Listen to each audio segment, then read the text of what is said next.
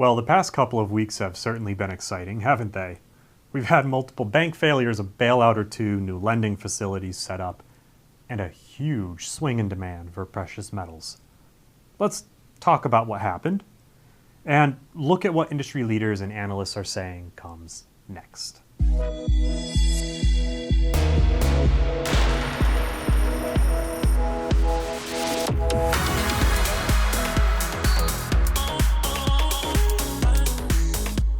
So what's been going on?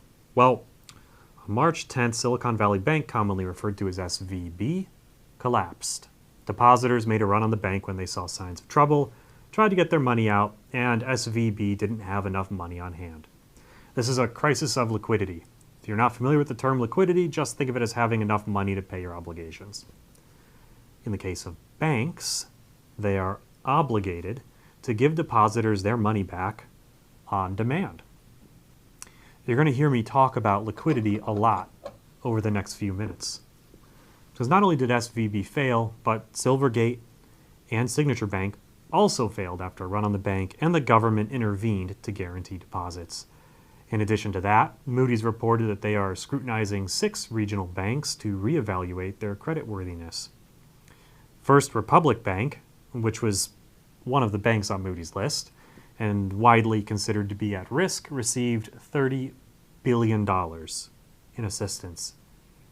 This is meant to shore up liquidity and make it possible for depositors to receive their money should it be requested. As if that weren't enough, the Federal Reserve opened a new lending facility called the Bank Term Funding Program, or BTFP for short.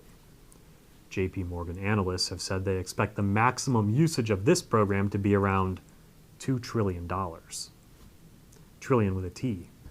The purpose of this program, again, is to shore up liquidity for qualified banks and provide them with the means to guarantee depositors can receive their funds if they withdraw them.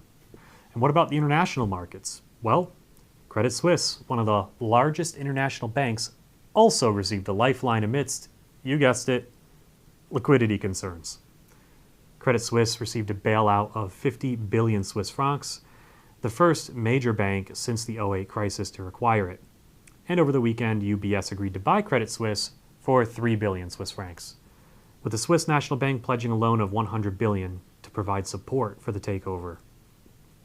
Now, I'm going to pause here and return to SVB, then kind of give a little high-level summary and talk about how all this relates to metals. SVB is a pretty unique bank because most of their depositors were investors, businesses, startups, venture capitalists, etc. This is important because banks in the US that are insured by the FDIC have deposits guaranteed by the government for accounts up to $250,000.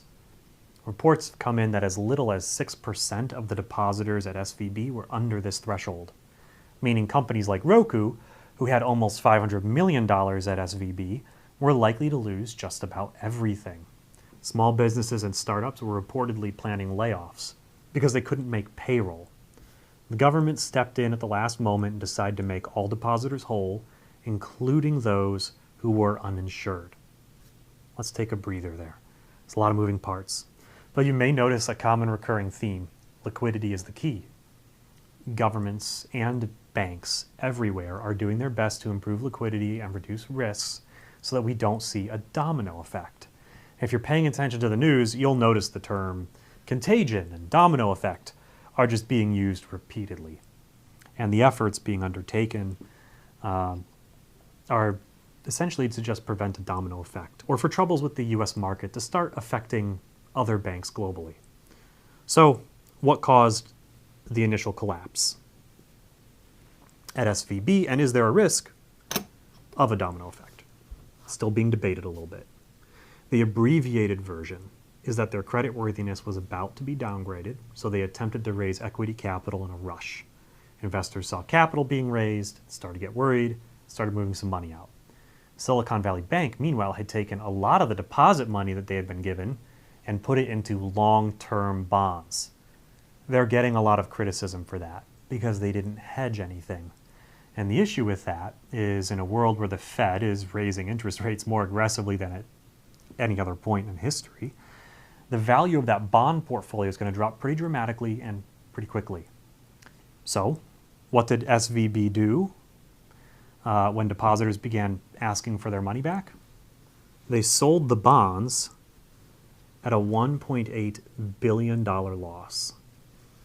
Now, SVB is much larger than that, so they could have perhaps weathered it under normal conditions, but their customer base was already spooked. So when SVB disclosed the loss, it caused a panic. Within 48 hours of disclosing the loss, they collapsed from a massive bank run. It's important to note a few things. First, this isn't the only bank whose assets were negatively impacted by the Fed's rising interest rates and the speed at which they are increasing. So when regulators are talking about domino effects and contagion, their concern is that one bank run will cause a vicious cycle of bank runs followed by bank failures because liquidity is just not infinite. So there's a psychological component to this where regulators are very concerned about reassuring the public their funds are safe. And this is one way they hope to prevent future bank runs. The other important aspect here is the way aggressive rate hikes are affecting bank portfolios. SVB isn't the only one with a portfolio of assets being impacted by the Fed's aggressive rate hike policy. So eyes have turned to the Fed as they are expected to meet on Tuesday, March 21st, and Powell is expected to deliver public remarks the next day. Investors and banks will be watching closely. And as a precious metals company, we also are very interested in hearing what they have to say.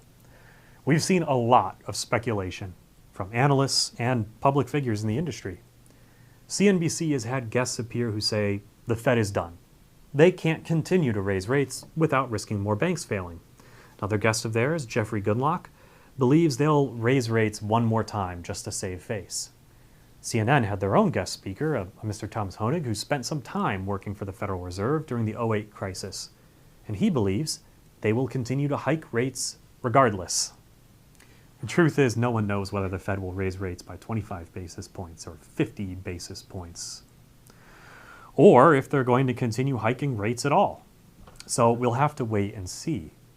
Whatever they decide to do, it will have far-reaching implications for the banking system and precious metals. Gold, in particular, has a negative correlation with real interest rates. Real interest rates being the difference between nominal interest rates and inflation. If the Fed reverses course on their rate hike policy, we could see persistent high inflation with lower rates. This means we could have negative real interest rates, which is when gold tends to perform its best. Not to mention that with central banks coming to the rescue with billions of dollars being injected, could conceivably worsen the inflation problem over time. All of this is important news for precious metals investors. We've already seen a surge in demand for physical metals as the price of gold nears historical highs of $2,000 an ounce, and the price of silver has increased since the failure of Silicon Valley Bank by over $2.50 per ounce. That's more than a 10% increase in less than a month. Investors and wealthy depositors are flocking to gold and silver as safe haven assets. Understand no matter what happens in market, their metals investment is not going to zero. And this is enabling them to act as their own bank in a fashion. It's a good safety net in times of uncertainty.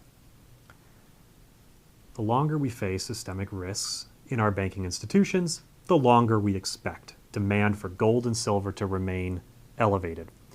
Woes of our banking institutions and the Fed's policy on interest rates are going to be key elements that are going to impact gold and silver.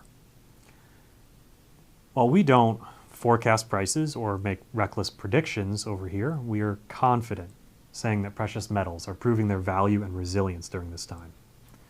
That's all we have for you today.